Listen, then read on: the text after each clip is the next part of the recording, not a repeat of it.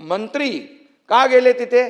कारण त्यांना माहीत होतं तिथे त्यांना अडवतील म्हणून त्यांनी पण त्या आपल्या याच्या सीमा जी आहे बाहेर होते, त्या गेटच्या बाहेरपर्यंत त्यांना गेल्यानंतर मंत्री बघितले नाहीत, पदाधिकारी बघितले नाही, कोणी बघितले नाही, जसे आमदार बघितले नाही, असे आरोपीला जो असं पकडतात तसं पकडून घेऊन गेले. आणि त्या ठिकाणी घेऊन गेल्यानंतर ते दोन लोक, बरं ते दोनच कसे काय मग मतदार त्यांनी पकडले? दोनच मतदार जे आहेत ते त्यांना घेऊन गेले आणि त्यांना निवडणूक, मी पुन्हा फोन केला त्यांना DGंना. DG म्हणाले असं होणार नाही. मी बोलला होणार काय नाही, निवडणूक पूर्णपणे पार पडते तिकडे, निवडणूक पार पडल्यानंतर तुम्ही त्यांना सोडून काय उपयोग आहे?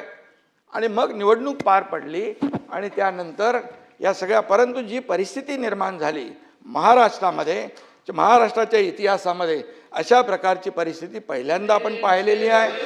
कारण कुठल्याही परिस्थितीमध्ये अशा प्रकारची परिस्थिती मतदानापासून वंचित ठेवणं हे आतापर्यंत इतिहासामध्ये पहिल्यांदा आहे. आणि त्यामुळे मला जे माहिती होतं ते, आणि मी त्यांना फोन केले होते म्हणून तुमच्या निदर्शनास मी आणू